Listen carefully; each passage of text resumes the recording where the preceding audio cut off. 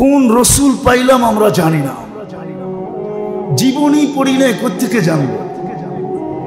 রসুলের শানই তো পড়ি নাই, খালি শিখছি নাম শুনলে চুমা দেওয়া, আর কিছু শিখি না। রাগ হয় না, আমি তর্ক বিতর্কতে বলতেছি না, খালি শিখছি সূরা ফাতিহায় নামাজের ভিতরে জোরে আমিন বলা, খালি শিখছি নামাজের সময় একটু হাত উঠানো, রফে আদেন করে না, এটা শিখছি, আর কিচ্ছু শিখি নাই। নবীর জীবনী পড়া দেখি নাই, নবীর আদর্শ শিখি নাই। আজকে যে উম্মতের দুরবস্থা, এই কারণেই দুরবস্থা। নাইলে তো এক সময় ছিল এক উম্মত সারা দুনিয়ার জন্য যথেষ্ট ছিল, এক উম্মত। আমার চোখে হাজারো দৃশ্য, আমার চোখে বহু দৃশ্য দেখা আছে, আমার এই দুই চোখে। আমার চোখটাকে খারাপ মনে করে না, আমি দুনিয়ার বহু দৃশ্য ঘুরে দেখছি। আগে তো ৯৯টা বলতাম, অহংকারে বলতেছি না, এখন ১০২টা বলি, ১০২টা দেখা হয়ে গেছে। এই সফর থেকে আসলে ৪টা হয়ে যাবে। আমি দুনিয়া ঘুরা বলতেছি। একজন সারা দুনিয়ার জন্য যথেষ্ট ছিল, আজকে ২০০ কোটি মুসলমান। খালিদ ইবনুল ওয়ালিদ রাদিয়াল্লাহু তাআলা আনহু, যেই কিলা, যেই দুর্গ উনি নিজে একা স্বাধীন করছেন, ওটা আমি গাড়ি দিয়ে ঘুরে দেখছি, আমার পায়ে দিয়ে ঘুরে দেখা সম্ভব হয় না। আমি ২০০৮-এ দেখে আসছি।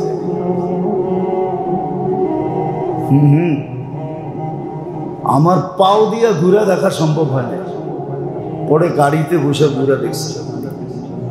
আর ভাবছি একা স্বাধীন করলেন কেমনে? আল্লামা ইকবাল শুধু শুধু বলেন নাই, वो मुअज़्ज़ज़ थे आमिल कुरआन होकर, तुम जलील व खार हुए तारिक कुरआन होकर।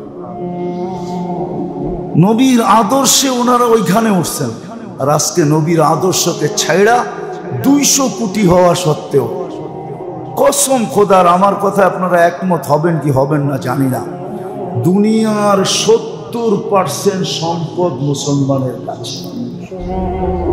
৭০% সম্পদের মালিক মুসলমান। দুনিয়া আল্লাহ এখনো বানায় রাখছে, ৭০% সম্পদ, ২০০ কোটি মুসলমান। আজকে বিলার মতো না, ইঁদুরের মতো জীবন কাটাইতেছে। অথচ একজন যথেষ্ট ছিল সারা দুনিয়ার জন্য, একজনের নাম শুনে কাঁপত। শুধু শুধু তো বলেন না, রোমের সম্রাট পাঠাইছিলেন, তার রোমের সম্রাট গোয়েন্দা পাঠাইছিলেন, গোয়েন্দার চিফ, যে তুমি একটু দেখা আসো মদিনায় যায়। শুধু নাম শুনলে আমার কয়েকদিন বাথরুম বন্ধ থাকে, ঘুম উড়া যায়, কেন? লোকটা কিরকম, একটু যায় দেখা আসো। তো আয়েশা জিজ্ঞাসা করছে, আইনাল মালিক, আইনা মালিকুকুম, তোমাদের রাজা কই? তো যার কাছে জিজ্ঞাসা করছে সে কোথায় তো জবাব দিবে দূরের কথা, সে বলছে লাইসা লানা মালিক, আমাদের কোনো রাজাও নাই, তোমাকে তথ্য কোত্থেকে দিব? রাজা থাকলে না বলবো রাজা কই, রাজাই তো নাই। তো বুঝা ফেলছে, জিজ্ঞাসা করছে তাহলে তোমাদের কি আছে? না আমির, আমরা আমির আছে। কি? আমিরুল মুমিনিন, আমাদের রাজা নাই। মুসলমানদের আমির আছে আমাদের, কোথায় আছে? তো বলছে হইব কোথাও, হইব। কে খবর রাখে কোথায় কখন কোথায় থাকে? তালাশ করে লো। ওই ঘর কোনটা?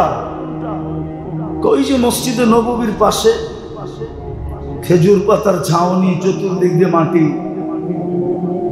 তো খুঁজতে খুঁজতে খুঁজতে খুঁজতে যা পাইছে জান্নাতুল বাকিতে, বাবুল কাটার গাছের নিচে হাতকে বালিশ বানায় ঘুমাইতেছে। তো পাশে দাঁড়ায় দাঁড়ায় বলতেছে, ওমর আদিলতা ফা আমিনতা ফা নিমতা, শব্দ তিনটা, আদিলতা, তুই ইনসাফ করার মতো করছিস, বিদায় নির্ভীক হয়ে গেছিস। নির্ভীক বুঝেন তো, তোর কোনো ভয় নাই, বিদায় যেখানে সেখানে তোর ঘুম আসে। নাইলে এই দুপুরবেলা গাছের ছায়ায় বালিশ ছাড়া বিছনা ছাড়া তুই ঘুমাইতেছ, আর তোর নাম শুনলে আমাগরটার ঘুম উড়া যায়, কয়েকদিনের পায়খানা বন্ধ হয়ে যায়। এই 3 শব্দ বইলা বয়ের চোটে মাটিতে পড়ে গেছে, অথচ সে ঘুমন্ত, তরবারিও সাথে নাই। তো মাটিতে পড়ার কারণে যে আওয়াজ হয়েছে, উনি ঘুমের থেকে উঠে গেছে। সত্য তো এটাই, এটা শুধু কাহিনী না, সত্য এটা। ইনসাফ মানুষকে নির্ভীক করে, ভয়হীন করে। অথচ সাহাবাদের জীবনী পড়ি নাই, রসুলের জীবনী পড়ি নাই, যিনি এত কিছু আমাদেরকে দিয়া গেলেন ওনার জীবনী পড়ি না, ওনার আদর্শ পড়ি না, মানা তো দূরের কথা। আজকে তো দুরবস্থা এই জন্যই, একজন যথেষ্ট ছিল সারা দুনিয়ার জন্য, আজকে 200 কোটি। সম্পদের পাহাড় মুসলমানদের কাছে।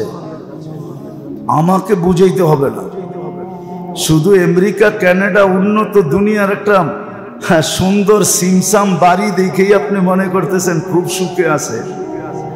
সুখ সম্পদের ভান্ডার, ঠিক না? আপনাদের চেয়ে, মুসলমানের চেয়ে সম্পদ ওদের কাছে বেশি নাই।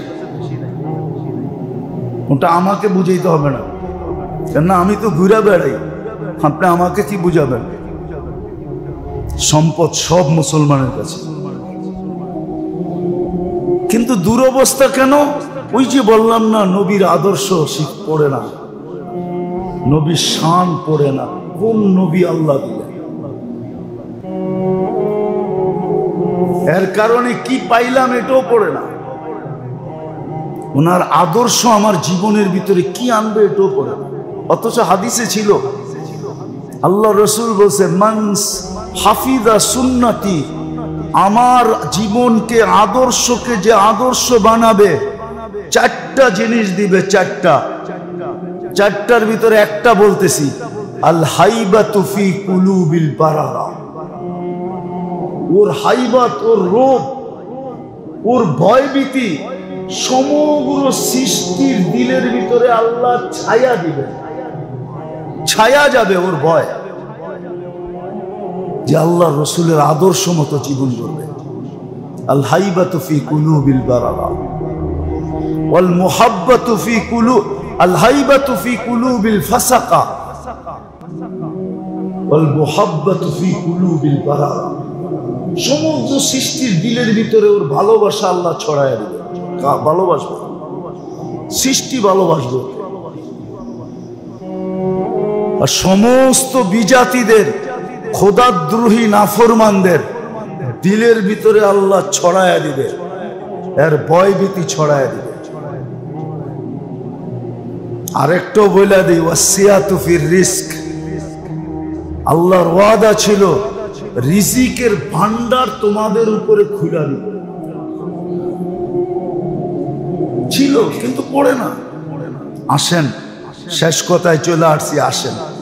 গত জুমাও বলছি, এবারও আজকেও বলতেছি, নবীর জীবনী পড়েন, সাহাবাদের জীবনী পড়েন, নবীর আদর্শ শিখেন, আদর্শ মতো জীবন গড়েন।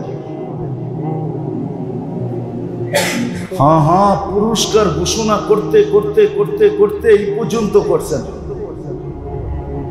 মান আহইয়া সুন্নতি ইনদা ফাসাদি উম্মতি ফালাহু আজরু মিয়াতু শহীদ। যখন আমার সুন্নত ঘৃণিত হবে, অবহেলিত হবে, দীক্ষিত হবে, লাঞ্ছিত হবে, বঞ্চিত হবে। আজকে মুসলমানের জীবনী নবীর সুন্নত। নাইলে কেন মুসলমান যুবক যুবতী চুল কাটবে যে পার্লারে? যুবতীরা চুল কই কাটে? যুবকরা কেন নেটে দেখা চুল কাটবে? বিজাতিদের স্টাইলে কেন চুল কাটবে? ও তো নবীর আদর্শ মতো চুল কাটবে। রাগ হয়েও না যুবকরা। হ্যাঁ, একটা প্রত্যেক জিনিসের এফেক্ট আছে, সাইড এফেক্ট আছে। নবীর আদর্শ মতো যে চুল কাটবে ওর মাথায় কোনোদিন খারাপ বুদ্ধি আসবে না, সাইড এফেক্ট হবে না। আর নবীর আদর্শ ছাড়া যে চুল কাটবে হইতে পারে ওর মাথা কয়েকদিন পরে নষ্ট হয়ে যেতে পারে, নষ্ট ম্যাটও পাগল হয়ে যেতে পারে। কিন্তু আল্লাহ দেখায় না, কিন্তু কিতাবে ইঙ্গিত আছে পাগল হয়ে যেতে পারে। কেন আল্লাহ রসুলের আদর্শ মতো চুল কাটে না। এই চুলের একটা এফেক্ট আছে, এফেক্ট হবে। আর আল্লাহ রসুলের আদর্শ মতো চুল কাটবে ওর মাথায় কোনোদিন এরকম বুদ্ধি আসবে না যেই বুদ্ধিতে মানুষের ক্ষতি হয়, এমনকি একটা পিঁপড়ার ক্ষতি হয় এমন বুদ্ধিও আসবে না। আজকে মানুষের মাথায় সব বুদ্ধি, সারাদিন বুদ্ধি গিজগিজ করে কি কে কার ক্ষতি করবে, প্রতিবেশীকে কিভাবে ডাউন করবে, ক্ষতি করবে, বাইকে কিভাবে ক্ষতি করবে। এটা হলো মাথার থিকা। দুই কারণও বলে দিতেছি। মাঝে মাঝে দেখি তো রাগ হয়ে যায় না। সবাই যখন নামাজে নিয়ত বাঁধে তো দেখবেন আঙ্গুল কোন দিকে থাকে, কোন দিকে থাকে না? হ্যাঁ, দূর মিয়া, কয়দিন এই নিয়ত করছেন, কয়দিন এই ট্রাই করছেন যে আমারটি আঙ্গুল আছে কিনা কাবার দিকে। সবাই তো এমনি করে, এমনি আঙ্গুল কোন দিকে, কোন দিকে, কোন দিকে? তো মাথারে কেবলা বানায় ফেলছে। এই জন্য মানুষের অনীহা করে। মানুষ থেকে মানুষ এখন অতিষ্ঠ এই কারণে, কেননা আঙ্গুল সবসময় ওর মাথার দিকে থাকে এমনি, ঠিক না? বেশিরভাগ 99% লোকেরই হাত বাঁধার সময় মাথার দিকে আঙ্গুল থাকে, ঠিক না? রাগ হয়ে যান না। কিন্তু প্রথম হইল এইটা, আর দ্বিতীয় হইল মাথার আল্লাহ রসুলের আদর্শ মতো চুল কাটে না, সুন্নত মতো চুল কাটে না। ও বিজাতির স্টাইলে চুল কাটে, ইউরোপিয়ান স্টাইলে, আমেরিকান স্টাইলে, হ্যাঁ, অমুক সেলিব্রিটির স্টাইলে চুল কাটে, ঠিক না? কেউ মাইকেল জ্যাকসনের মতো, কেউ রোনাল্ডোর মতো, এক একজনের মতো চুল কাটে যুবকরা। বিদায় ওর মাথায় সারা দিন খেলতে থাকে কার অনীহা করা যায়, কাকে কষ্ট দেওয়া যায়, কার বিপদ করা যায়, কাটটা ছিনানো যায়, কারে মারা যায়, কারে কাটা যায়, কাটটা ছিনায় নেওয়া যায়। সারাদিন এই চিন্তা করে কারে ডাউন করা যায়। রাগ হয় না আমার কথা, এটার সাইড এফেক্ট এটা। আপনি কয়টা দেখেন, আপনি বলবেন, যদি বলেন কোন হুজুরও করে এরকম করে, তাহলে যা দেখেন ওর চুলের স্টাইল ঠিক নাই। ওর কি নাই? হাইছেন না? ওর চুলের স্টাইল ঠিক নাই, চুল সুন্নত মতে নাই, ওর নবীর আদর্শ মতো চুল নাই। নবীর আদর্শ মতো যদি চুল হইতো তাহলে মাথায় এই গিজগিজ করতো না। রসুলের আদর্শ শিখেন, লক্ষ্য বস্তু কিন্তু আখেরাত। ওটা গুছায়া দেওয়ার জন্য, সহজ করার জন্য, একবারে হাতে উঠায়া দেওয়ার জন্য আরেকটা শব্দ বললে অতিরঞ্জিত হবে না। আমাদের বাংলায় প্রবাদ বাক্য বলে না, খাওয়ায়া দেওয়ার জন্য। আল্লাহর রসুল আদর্শ নিয়ে আসছেন এই মাসে। পড়েন, আমি আর কয়টা বলবো, কোন আদর্শ, কোন রসুল? একটা দুইটা বলি দেখি, আবার দেখা হয় না, না হয় আবার ফিরে আসা মাস পাই না, না পাই। আল্লাহ সারা দুনিয়াকে বলতেছে আমার নামের কসম ছাড়া কোনো কসম হবে না।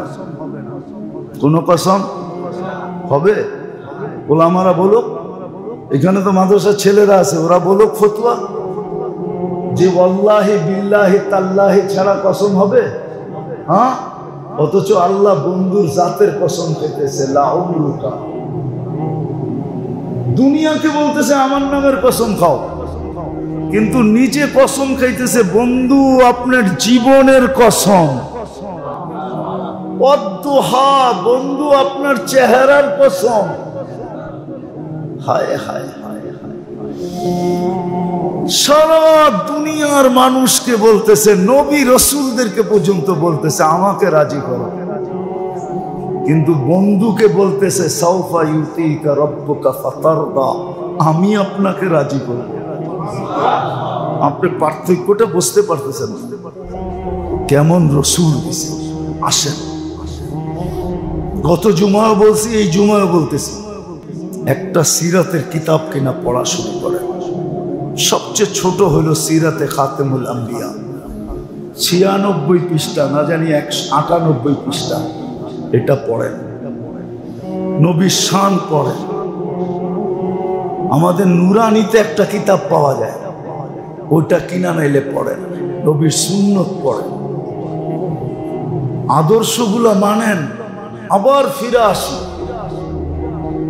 নাইলে এরকমই বেজ্জতির জীবন কাটাইতে হবে, এরকমই ধর্ণা ধরা জীবন কাটাইতে হবে।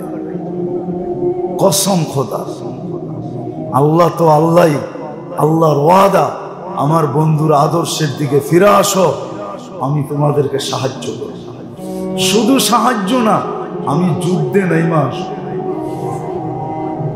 তোমাদের বিরুদ্ধে কেউ আসবে আর আমি তোমাদের পক্ষে আসবে না, এটা হতেই পারে না। এই জন্য নবীর আদর্শ পড়েন, কেননা কসম খোদার, আমাদের জীবনের ছোট বড় যাই হোক না কেন, 24 ঘন্টা যদি গ্রহণযোগ্যতায় পৌঁছাইতে চান, 24টা ঘন্টা যদি আখেরাতের খাতায় লেখাইতে চান, তাহলে রসুলের আদর্শ ব্যতীত কোনো আদর্শ। এটা বলেই শেষ করতেছি। আজকে ফজরের নামাজের পরে যে 7 বার করছে আজিরনি মিনান নার, ও সূর্য ডুবা পর্যন্ত নিশ্চিন্তে থাকতে পারে যে মৌত আসলে আমার কাছে জাহান্নাম থেকে মুক্তির চিঠি নিয়ে আসতে হবে, এছাড়া আসতে পারবে না।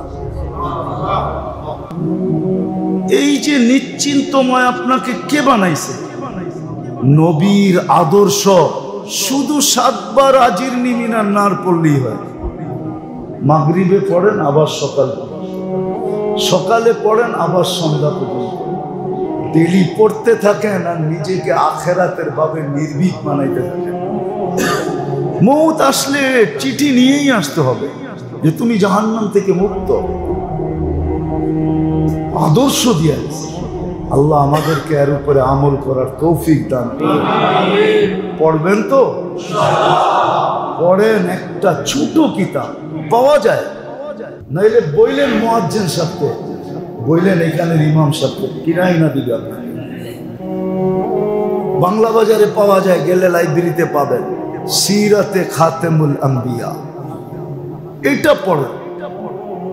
যুবকদেরকে বলতেছি, নেটের মাধ্যমে লোড করে পড়ো, ডাউনলোড করো, তারপরে পড়ো, নবীর আদর্শ পড়ো, বড় বরকত হবে।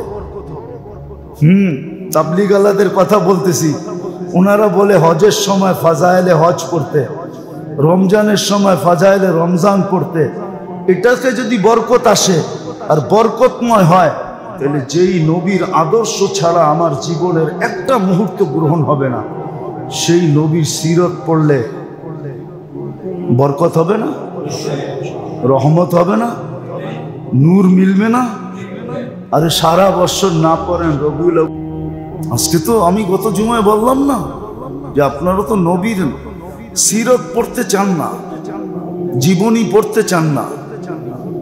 জীবনী পড়বেন, এর ওর ডাকায়া শব্দ বললে হয়তো বুঝে আসতে পারে, ডাকায়া কো আঙ্গাল বাঙ্গালের জীবনী পড়বেন, নবীর জীবনী তো পড়বেন না। নবীর জীবনী ব্যতীত, আল্লাহওয়ালাদের জীবনী ব্যতীত বাকি সবার জীবনী আঙ্গাল বাঙ্গাল। শব্দটা যদিও অনেকে কঠিন মনে করবে,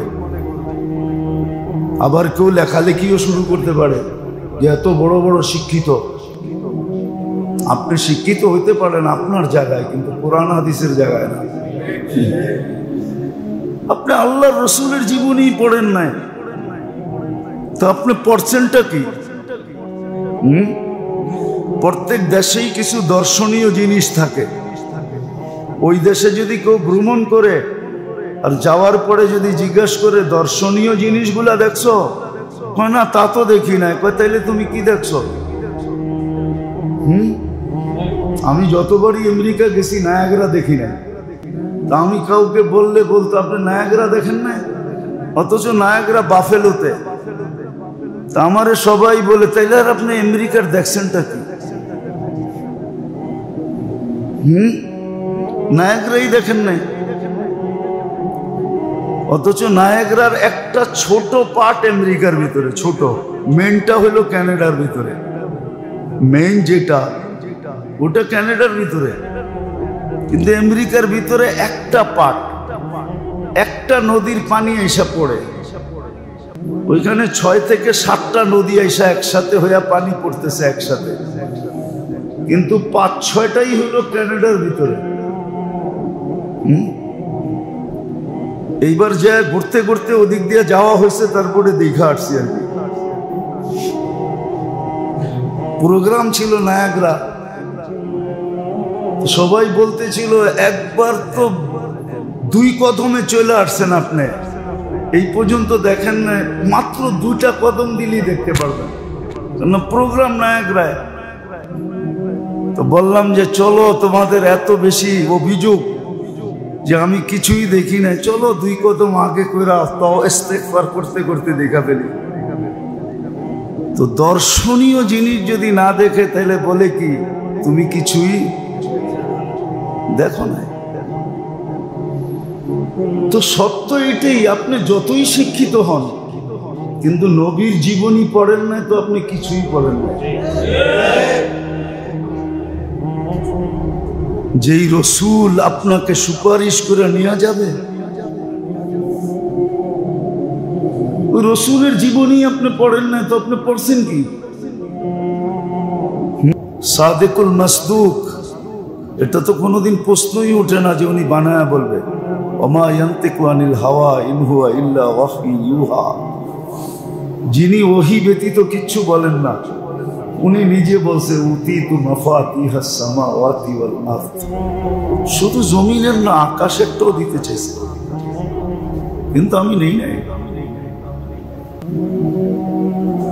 তো আমাদের লক্ষ্য বস্তু আখিরাত, দুনিয়া না। দুনিয়া যদি লক্ষ্য বস্তু হতো তাহলে ভান্ডারের চাবির দিকে হাত বাড়াইতে। ভান্ডারের চাবি নেন নাই, এত বড়টা গুছায়া রাখতে পারবেন না বিদায় আপনি বলবেন যে এত বড়টা গুছায়া রাখবেন কি করে? চাবি রাখবেন কোন জায়গায়? কয়জনে রাখবে? আল্লাহ তো ছোটটাও অফার করছিলেন, লাউ শিতা লাজাআলতু জিবালাতা তিহামাতা যাহাবা। মক্কার পাহাড় গুলাকে সোনা বানায় দিল, ওটাও তো নেন নাই। কেননা লক্ষ্য বস্তু দুনিয়া না। এই জন্যই তো বলছেন মালি ওয়ালিদ দুনিয়া, আমার দুনিয়ার সম্পর্কটাই কি? কাগারিব ইস্তাযাল্লা তাহতা শাজারাতিন সুম্মা রাহা। আমি তো এক মুসাফিরের ন্যায়, এক প্রবাসীর ন্যায়, এক সফরকারীর ন্যায় রাস্তা অতিক্রম করতেছি। কখনো কখনো গাছের নিচে একটু ছায়া নেই, ছায়া নেই। এই জন্যই তো বলছেন লাফিফিল ফিরাশ ফালা নাওমা ওয়ালা রাহাতা বাদাল ইয়াউম। বিছনা গোটা দাও, আজকের পরে আর শান্তি নাই। সাঁতার কাটতে হবে, ইন্না লাকা ফিন নাহারি সাবহান তাওয়িলা। সারাদিন সাঁতার কাটতে হবে। মৌত যেদিন আসছেন, দুনিয়ার থেকে যেদিন বিদায় নিতেছিলেন, ওই দিন বলতেছিলেন লা কারবা আলা আবিকা বাদাল ইয়াউম। আজকের পরে আর অশান্তি নাই, শান্তি শান্তি। সত্য তো এটা, লক্ষ্য বস্তু তো আখিরাত। একটা মানুষ বাঁচার জন্য চায় যে আমার ভিতরে রুটা থাকুক, এটা উড়া না যাক। এটাই তো মানুষ চায় যে আমার রুটা যেন আত্মাটা যেন উইরা না যায়, আমার ভিতরে থাকো। মানুষ এটার জন্য কতই না চেষ্টা করে, কিন্তু এর চেয়ে বেশি তো প্রয়োজন ছিল একটা জিনিসের, রুহের চেয়ে বেশি প্রয়োজন ছিল। রুহ বাঁচার জন্য উপকরণ জরুরি মানি আমি, কিন্তু রুহের চেয়েও বেশি জরুরি একটা জিনিস ছিল। আজকে উম্মত হওয়া সত্ত্বেও, মুসলমান হওয়া সত্ত্বেও আজকে আমরা ওটার থেকে উদাসীন, কেউ শিখতে চায় না। বলেন রাগ হয়ে যান না, এই মজমায় যারা ওই উপরে নিচে আসি, কয়জন বলতে পারবেন যে আপনি নামাজ শিখছেন, কিতাব পড়া শিখছেন, বা কোনো আলেমের সামনে দাঁড়ায়া 2 রাকাত পড়া তারপরে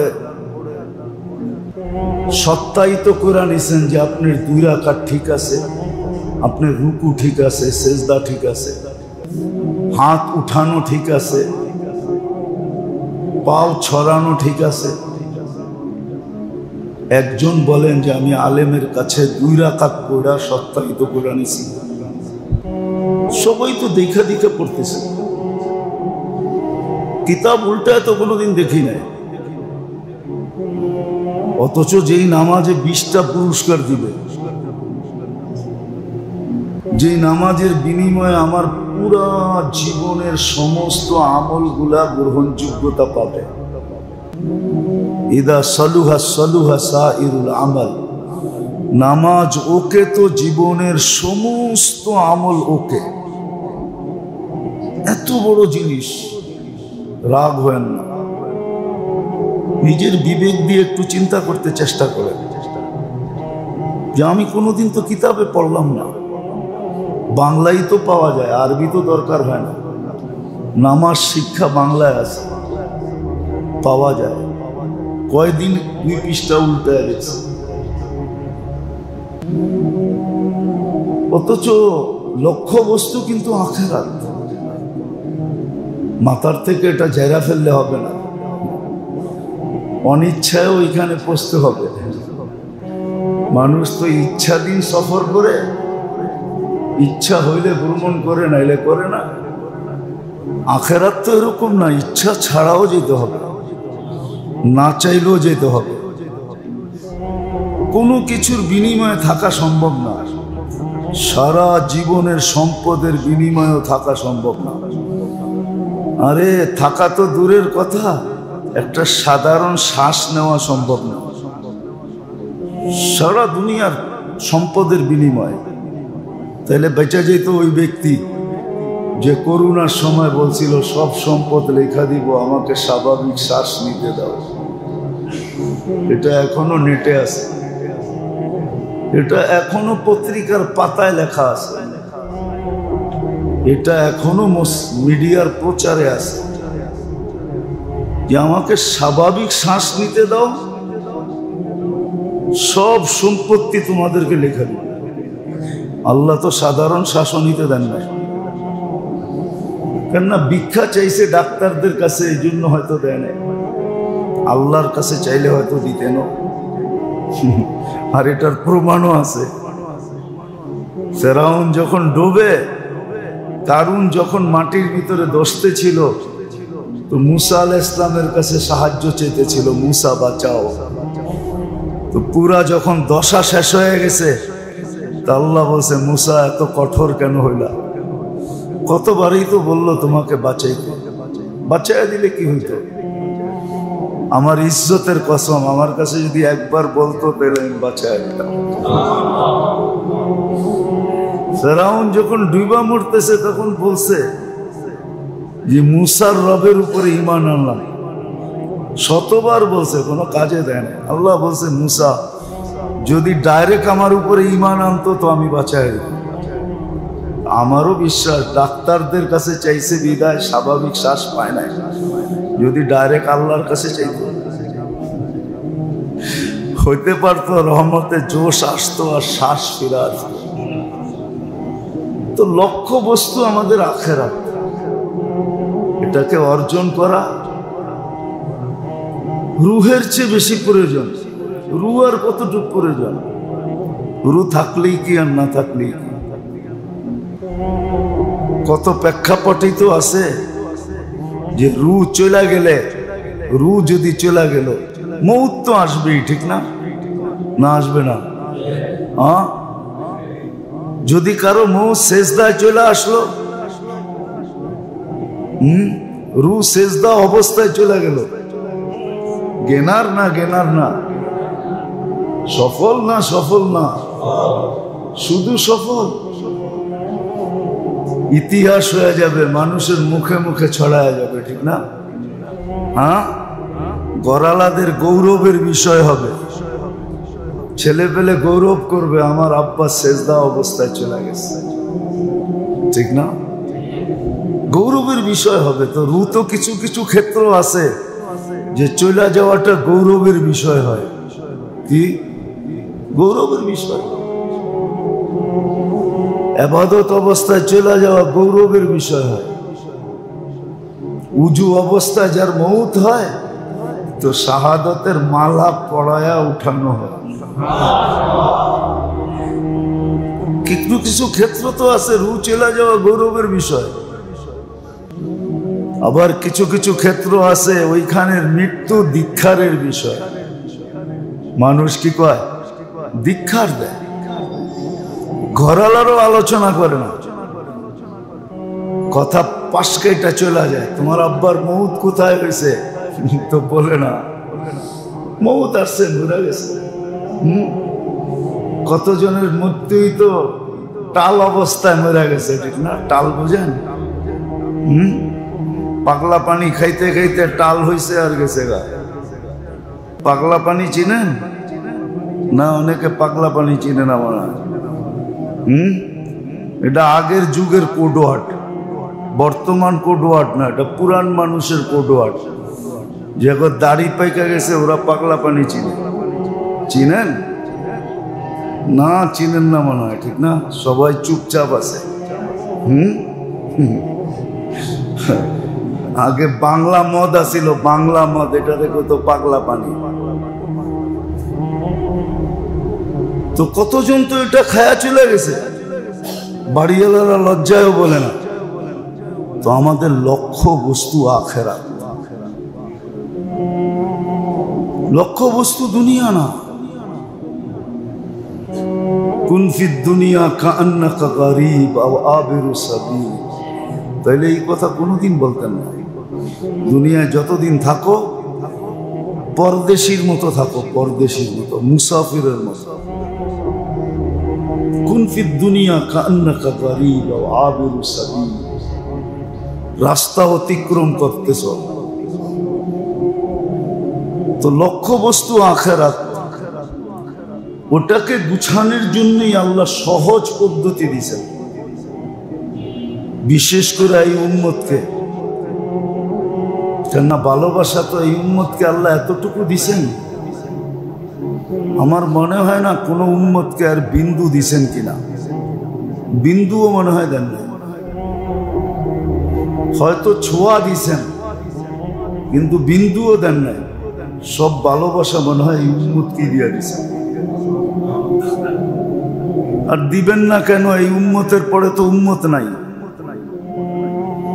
বিদায় ভালোবাসার পুরা পাতিলটা উঠে যায় উম্মতের দিয়ে দিছে। লো, তোমাদের পরে তো আর কেউ নাই, আর কাকে কার জন্য রাখমু আর কাকে দিমু? সর্বশেষ যে খায় সে তো পাতিল লইই বয়, এটাই তো নিয়ম। যা ভিতরে আছে তাও খায়, আবার কাঁচায় কুচায়ও খায়, ঠিক না? সর্বশেষ এক চামচ বাদ দিয়া ওইটারে লাইরা চাইরা তারপরে যা আছে সব লয়া খায়, ঠিক না? এই উম্মতকে আল্লাহ এরকম ভালোবাসা দিছে, সব দিয়া দিছে। কেন আমাদের পরে তো কোনো উম্মত নাই। যেমন আছে কিয়ামতের আগ মুহূর্তে, এখন যদিও জমিনের ভান্ডার তালাশ করতে হয়, কোন দেশে আল্লাহ কি রত্ন রাখছেন এটার জন্য দেশের একটা প্রতিষ্ঠান আছে, এরা সারাদিন তালাশ করে গ্যাস কোথায় আছে, তেল কোথায় আছে, সোনা কোথায় আছে। এরা মাটির নিচে সারাদিন ডুব দিতে থাকে। কিন্তু কোরআনে আছে একদিন আসবে জমিন তার বান্ডার নিজে নিজে উপরে উঠায় ফিকা মারবে। ওয়া আলকাত মা ফিহা ওয়া তাখাল্লাত। কেন জমিন বলবে কিয়ামত চলে আসছে, আর 2-4 দিন বাকি আছে, বান্ডার রেখা কি করব? কিয়ামত হলে তো সব হাওয়া হয়ে চলে যাবে।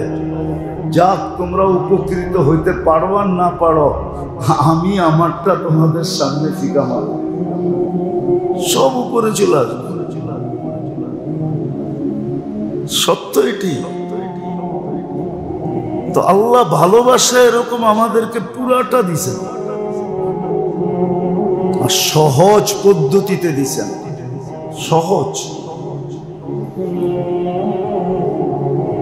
একদল ছিল উম্মতের যাদের সাথে আল্লাহ বড় কঠোর ছিল। কি বড় কঠোর ছিল, ওলামায়ে কেরাম জানে। আর আরেক দল ছিল যাদের খবরই আল্লাহ নিতেন না। কি খবরই নিতেন না, খবরই নিতেন না, কিন্তু আমাদেরকে মধ্যখানে রাখছে। এটা বললে বেশি বলা হবে না, এই উম্মতকে আল্লাহ চোখে চোখে রাখছেন। কি তাও দয়ার চোখে রাখছেন, আরেকটা চোখে রাখেন না।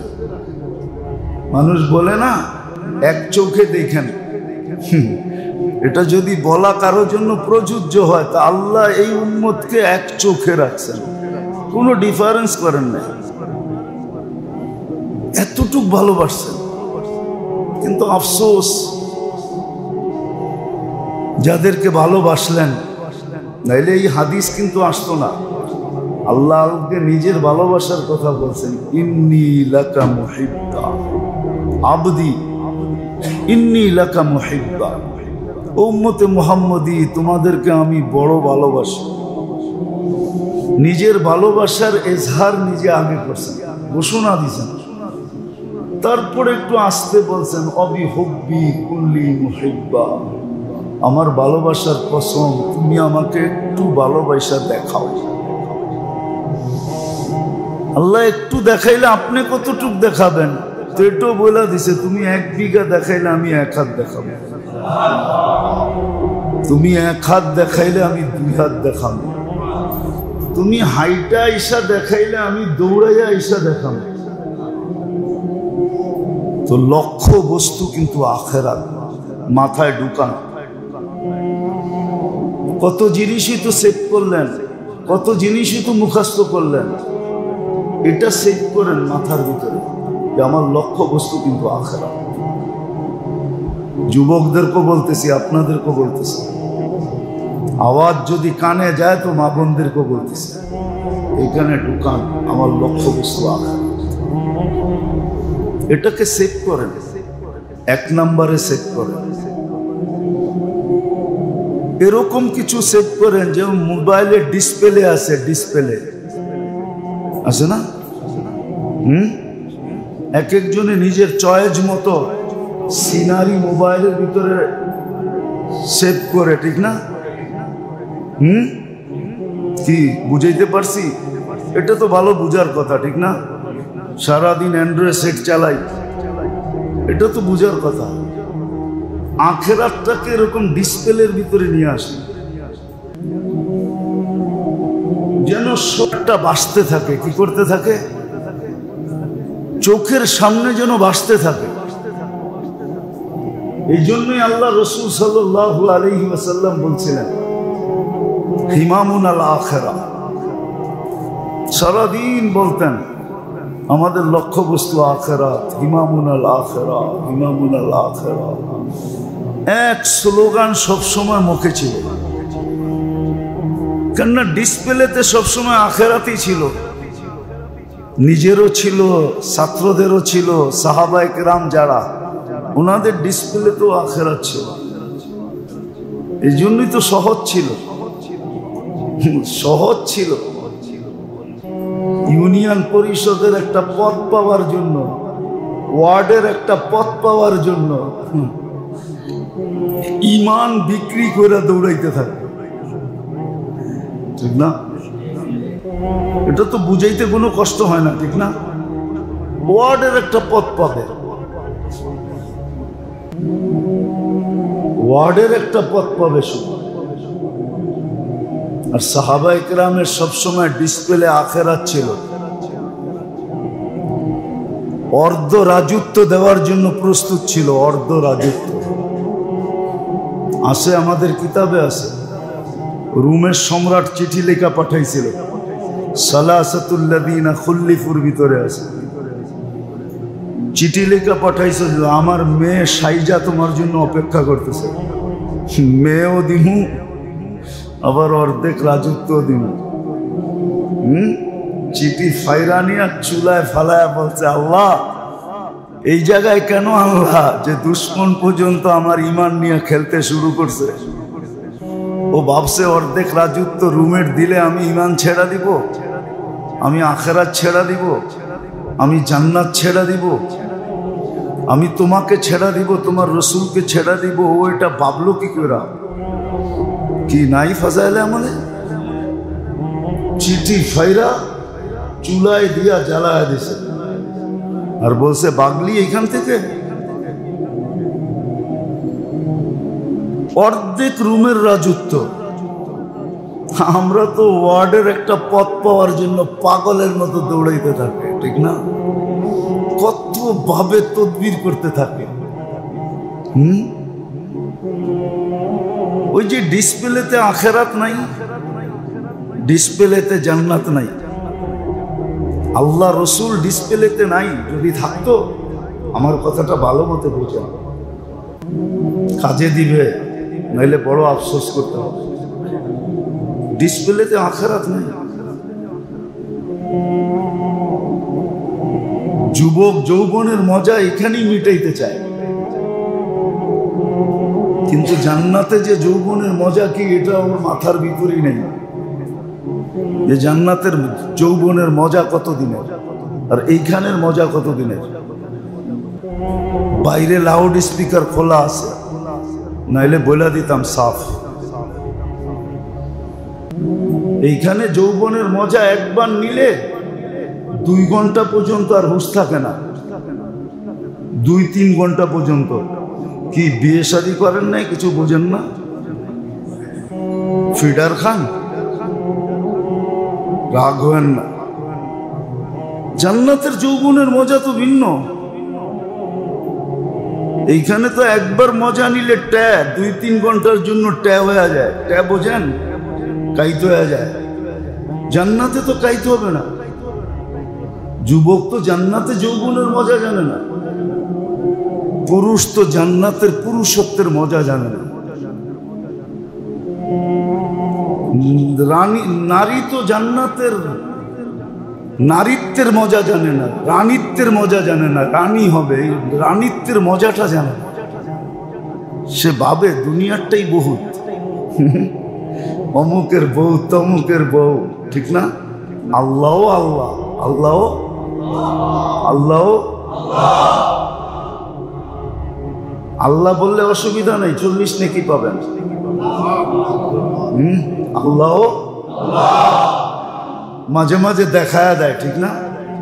চোখে আঙ্গুল দিয়া দেখায়া দেয় যে কয়েকদিন আগে পুষ্পাস কি ছিল আর এখন তোমার পুষ্পাস কি। ঠিক না? আল্লাহ মাঝে মাঝে দেখায়া দেয়, তারপরও বোঝে না। কেননা নিশা তো নিশাই হয়, এটার নাম কি? নিশা। নিশা এটার নাম। অতারান নাসা সুকার। আল্লাহ বলে সব নিশাগ্রস্ত, এই জন্য বসতে চায় না। হ্যাঁ, কেটা যাবে নিশা। মৌতের হাত যে সময় বুকের উপরে আয়সা পড়বে, তখন সব নিশা কেটে যাবে। তো লক্ষ্য বস্তু আখেরাত। আল্লাহ মেহেরবানি করছেন এই উম্মতের উপরে, ভালোবাসার পুরা পাত্রটা ঢেলা দিয়ে। পাত্রটা সহ উঠায়া দিয়া আল্লাহ মেহেরবানি করছেন মুহাম্মদুর রাসূলুল্লাহ সাল্লাল্লাহু আলাইহি ওয়াসাল্লামকে পাঠায়া। আর রসুলও পাঠাইছেন এরকম রসুল, হায় হায়। সমস্ত নবী রসুলকে দিয়া মাপলেও আমাদের রসুলের রউফ আর রহিমের সামনে হারিসুম বিল মুমিনিনা রাউফুর রহিম এই শব্দটা দিয়া, এই শব্দটা যদি রাখা হয়, সমস্ত নবী রসুলদেরকে যদি আরেক পাল্লা রাখা হয়, তাহলে এই 3 শব্দ বাড়ি হবে আমাদের রসুলের জাত তো বাতেই নিয়ে, শব্দগুলোই বাড়ি হবে। উম্মতের জন্য এতটুকু দরদি ছিলেন। আজকে তো আমি গত জুমায় বললাম না যে আপনারা তো নবীর সিরত পড়তে চান না, জীবনী পড়তে চান না। জীবনী পড়বেন এর ওর ডাকায়া শব্দ বললে হয়তো বুঝে আসতে পারে, ডাকায়া গো। আঙ্গাল বাঙ্গালের জীবনী পড়বেন, নবীর জীবনী তো পড়বেন না। নবীর জীবনী ব্যতীত, আল্লাহওয়ালাদের জীবনী ব্যতীত বাকি সবার জীবনী আঙ্গাল বাঙ্গাল। শব্দটা যদিও অনেকে কঠিন মনে করবে, আবার কেউ লেখালেখিও শুরু করতে পারে যে এত বড় বড় শিক্ষিত। আপনি শিক্ষিত হইতে পারেন আপনার জায়গায়, কিন্তু কোরআন হাদিসের জায়গায় না। আপনি আল্লাহর রসুলের জীবনী পড়েন নাই, তো আপনি পড়ছেনটা কি? প্রত্যেক দেশেই কিছু দর্শনীয় জিনিস থাকে। ওই দেশে যদি কেউ ভ্রমণ করে আর যাওয়ার পরে যদি জিজ্ঞাসা করে দর্শনীয় জিনিসগুলা দেখছো, হয় না তা তো দেখি নাই। তাইলে তুমি কি দেখছো? আমি যতবারই আমেরিকা গেছি নায়াগ্রা দেখি নাই। তা আমি কাউকে বললে বলতো আপনি নায়াগ্রা দেখেন নাই, অথচ নায়াগ্রা বাফেলোতে। তা আমারে সবাই বলে তাইলে আর আপনি আমেরিকার দেখছেনটা কি? নায়াগ্রাই দেখেন নাই, অথচ নায়াগ্রার একটা ছোট পার্ট আমেরিকার ভিতরে, ছোট। মেনটা হলো ক্যানাডার ভিতরে, মেইন যেটা ওটা ক্যানাডার ভিতরে, কিন্তু আমেরিকার ভিতরে একটা পার্ট, একটা নদীর পানি এসে পড়ে। ওইখানে 6 থেকে 7টা নদী এসে একসাথে হইয়া পানি পড়তেছে একসাথে, কিন্তু 5-6টাই হলো ক্যানাডার ভিতরে।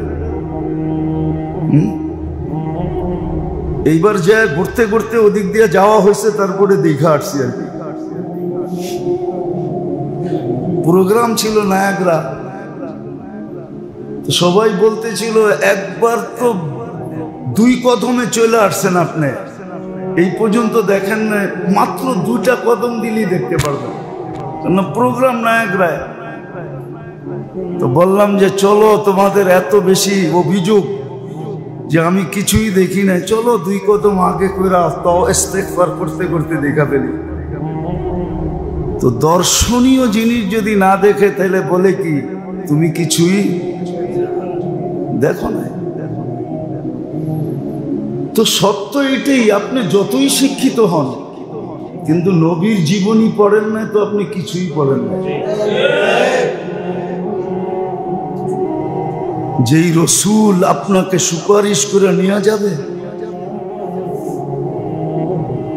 ওই রসুলের জীবনী আপনি পড়েন না, তো আপনি পড়ছেন কি?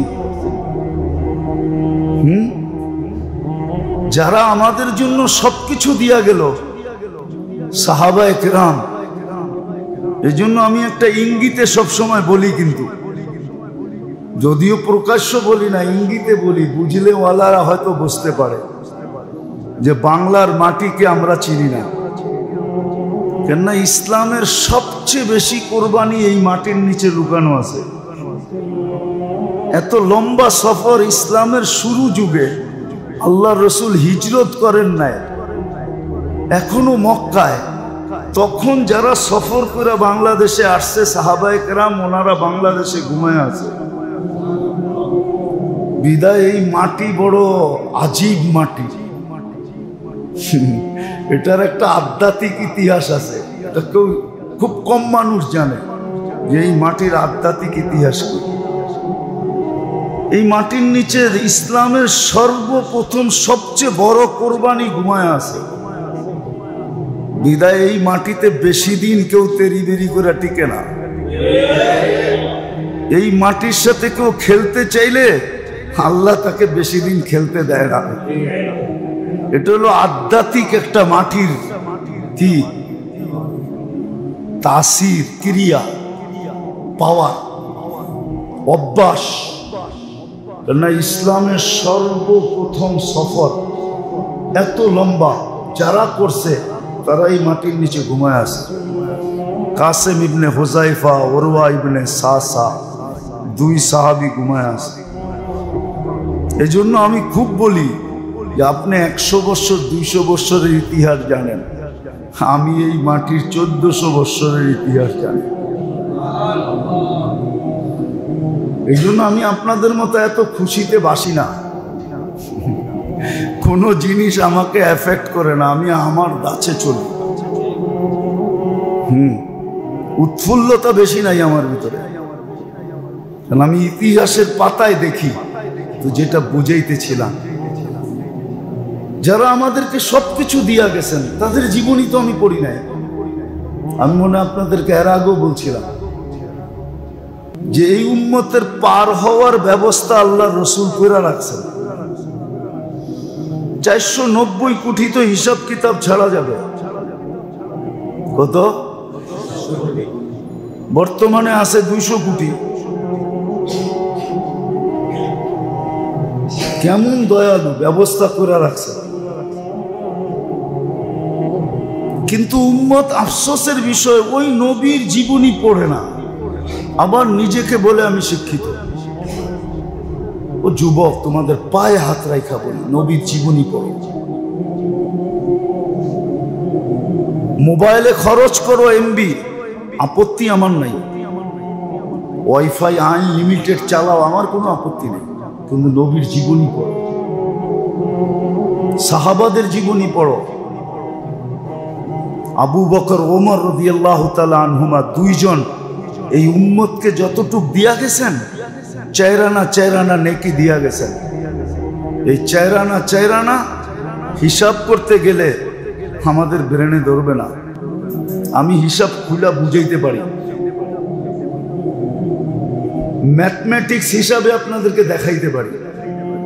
ওমর রাদিয়াল্লাহু তাআলা আনহুর চেরানা শুধু দেখাই, যে চেরানা উনি আমাদেরকে দিছিলেন। আম্মা জান আয়েশা রাদিয়াল্লাহু তাআলা আনহার সাথে চাঁদনি রাত্রে আল্লাহ রসুল বসা ছিলেন। এখন তো আকাশের তারা দেখা যায় না, শহরওয়ালারা কোনোদিন দেখে না, কেননা চতুর্দিকে আলো, আলোর কারণে আকাশের তারা দেখা যায় না। যারা গ্রামগঞ্জে থাকে, আকাশ পরিষ্কার হইলে, চাঁদনিময় রাত হইলে তখন দেখা যায় যে আকাশে তারা কিরকম ফুটন্ত। তা আম্মা জান জিজ্ঞাসা করছে, ইয়া রাসূলুল্লাহ, আকাশের তারার সমান নেকি কারো হবে? বলছে একজনের হবে। বলছে সে কে? তো আম্মা জান ভাবছিলেন ওনার আব্বার নাম বলবেন। আল্লাহ রসুল বলছে ওমর রাদিয়াল্লাহু তাআলা আনহু। আম্মা জানের চেহারাটা মলিন হয়ে গেছে। আল্লাহ রসুল বলছে, আয়েশার চেহারা মলিন হলো কেন? তোমার আব্বার নাম নেই না এই জন্য? আম্মা জান বলতেছিল, জানেন তো, আবার খোঁচা দেন কেন? আল্লাহ রসুল বলতেছে, আয়েশা, তোমার আব্বার নেকির মোকাবেলা নবী ব্যতীত সমগ্র মানুষ মিলা করতে পারবে না। আকাশের তারা আর কি করবে? তো ওমর রাদিয়াল্লাহু তাআলা আনহুর চাইরানা আপনাদের বিজ্ঞান বলে, আকাশে এত তারকা রাজি দিয়ে আল্লাহ সাজাইছেন, যদি 800 কোটি মানুষ বর্তমানে গণতে বসে তো 200 কোটি বৎসর লাগবে। কত? 200 কোটি বৎসর কয় দিনে হয়? এই 365-66 দিনে হবে, ঠিক না? 200 কোটি বৎসর লাগবে 800 কোটি মানুষের। মাইনা নিলাম, বিজ্ঞান তো গণা ছাড়াই কইছে, মাইনেই নিলাম। তাহলে ওমর রাদিয়াল্লাহু তাআলা আনহুর চাইরানা গুনতে লাগবে বর্তমানে 800 কোটি মানুষের 50 কোটি বছর। অতটুক নেকি আপনাকে আমাকে দিয়া গেছে। আমরা তো সাহাবাদের জীবনী পড়ি না, আল্লাহওয়ালাদেরটা তো বাদই দিলাম, সাহাবাদের জীবনীও তো আমরা পড়ি না, নবীর জীবনীও তো আমরা পড়ি না।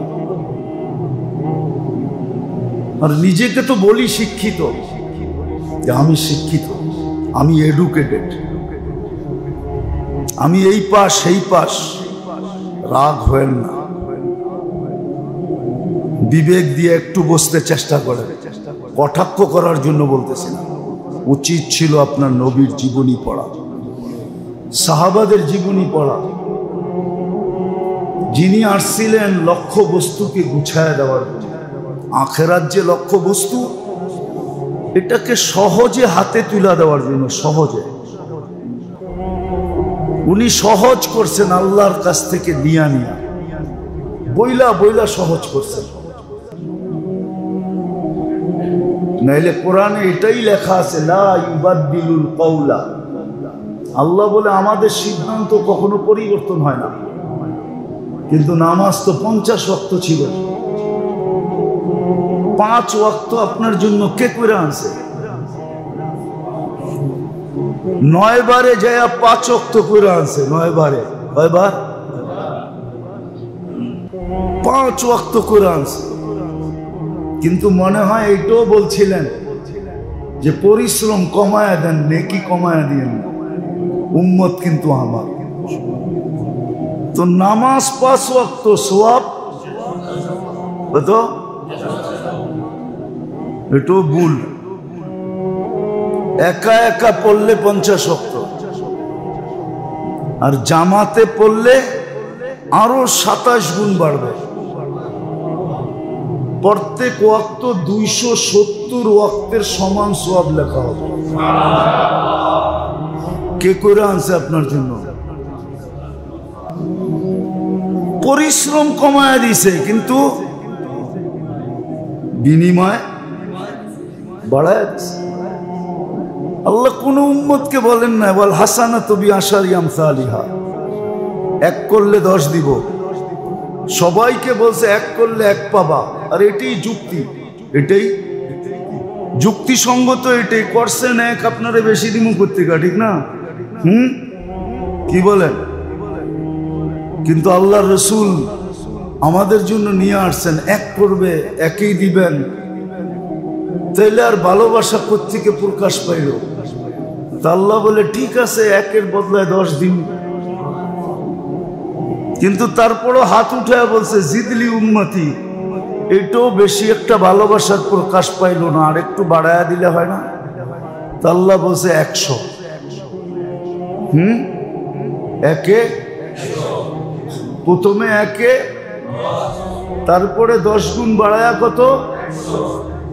আল্লাহ রসুল বলছে এখনো মনে হয় পুরা পাতিলটা দেওয়া হয় নাই, আটটু বাড়ায় দেওয়া যায় না? তো বলছে 700। কত? তখন মনে হয় মনে মনে বলছেন, আল্লাহ তো মনের কথা জানে, আমার তাখাইয়ুল এটা যে উম্মত তো আমার উম্মতের পরে তো উম্মতই নাই, সোয়াবের পাতিল রেখে কি করবেন? তো আল্লাহ বলে বিগাইরি হিসাব পাতিল সহল হয়ে গেল। যে রসুল আপনাকে এটা আইনা দিল, আপনি তার জীবনী পড়েন না? বলেন, আবার বলেন আমি শিক্ষিত, আবার বলেন আমি এডুকেটেড। যে রসুল আপনাকে এটা আইনা দিল, 1 নেকি হিসাব ছাড়া।